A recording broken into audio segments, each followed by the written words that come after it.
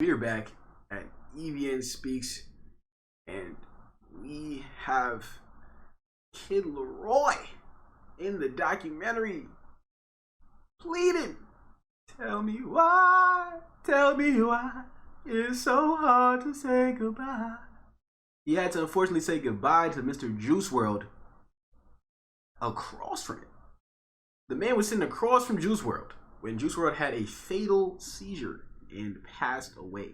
Now, I watched the HBO Max documentary on Juice Wrld's life, and Juice Wrld is a very sad case. Now, Kid Laroi is a protege of Juice Wrld and is essentially taking the audience and the image that he portrayed. However, it's not a drug-heavy image, but you know, definitely the white individuals, they already was gonna mess with Kid Laroi because of the Caucasianness. But in terms of the melodic sound, he definitely ran with that from Juice Wrld. But I don't think Kid Laroi nearly has any type of bars at all, really, outside of some simplistic type of bars.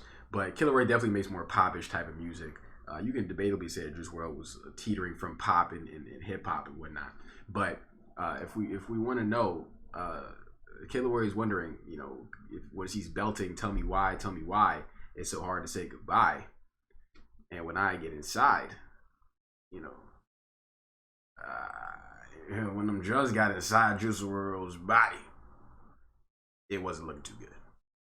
If we're looking for a reason, if you want somebody to tell you why, I'll tell you why.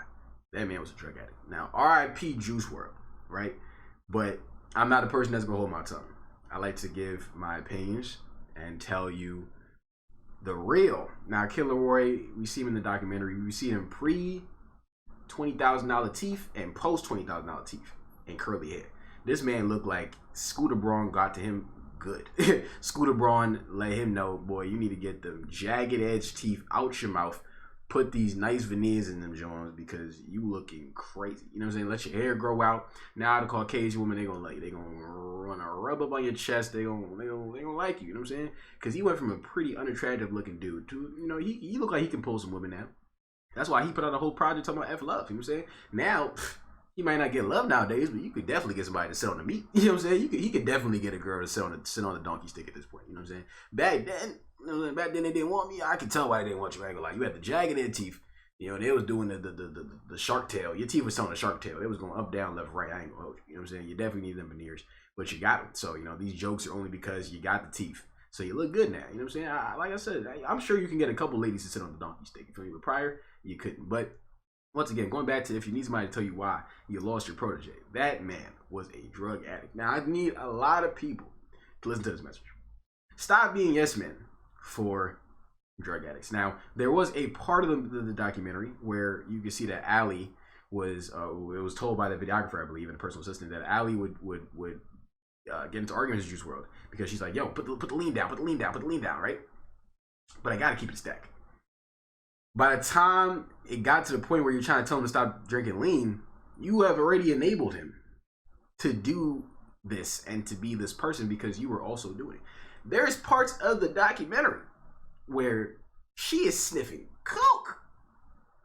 She talking about when the addy gonna pop in, when the addy gonna click in.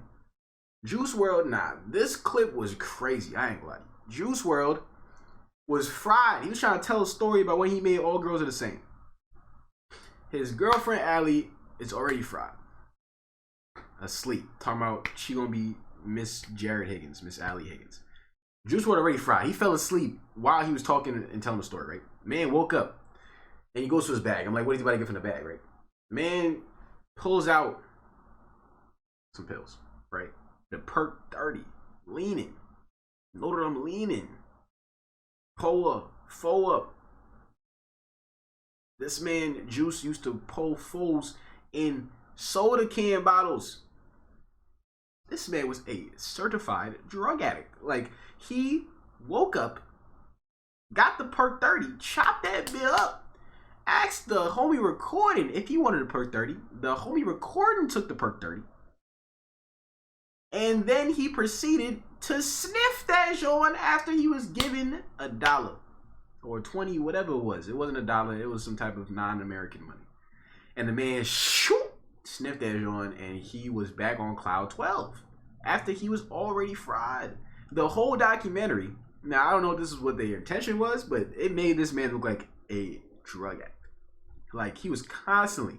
I think that was like the moral of the story that you were supposed to take out of it. Because there's always a premise when it comes to visuals and movies and documentaries. Always a premise you're supposed to take out of it about that person, right? And I think they was really trying to push a message that this man was a drug addict. I believe, don't quote me on this, but I believe the way the man had a seizure was because he downed the bottle of pills when he knew that the police was at the damn the airplane station waiting for the PJ's arrival. Man downed the pills.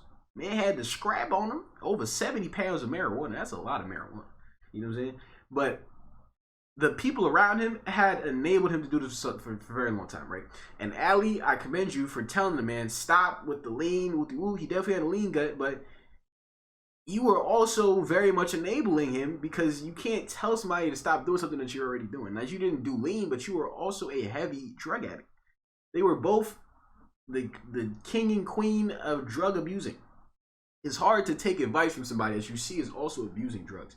But damn, Juice WRLD was a lean drinker. The man was constantly taking perks, constantly offering people. He was generous though, because he was generous with the perks. He wasn't just taking the perks himself. You know what I'm saying? He was like, yo, you want a perk? You want a perk? You want a perk? Yo, I took a half. You want the full? You ever take a perk before? Oh yeah.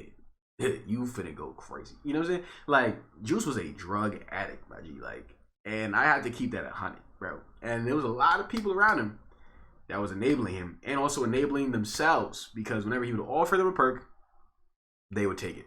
So when you're surrounded by other drug addicts and you are a drug addict, it's damn near impossible for you to come out of this mug not a drug addict and get sober. Everybody gotta go to rehab. That's the only way I feel like it would have worked out for him to get clean. Everybody got to go to rehab around him, because they're also enabling him by not telling him, nah, I don't want the perk.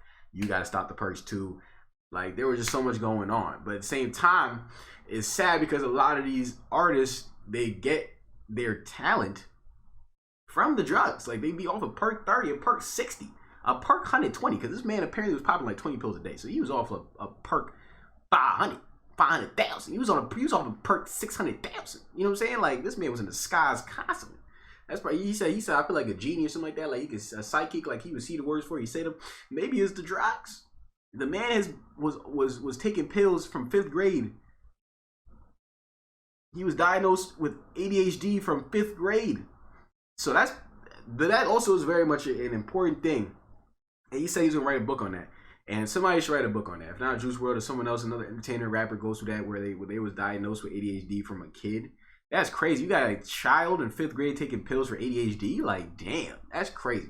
And honestly, when you're so used to taking pills from a young age, it probably really affected this man growing up, to where now he's a grown man. He got all the money in the world, and now he can just down pills, drink lean. You can't tell him nothing because he can pay for it. That's really the main thing in this world, is money.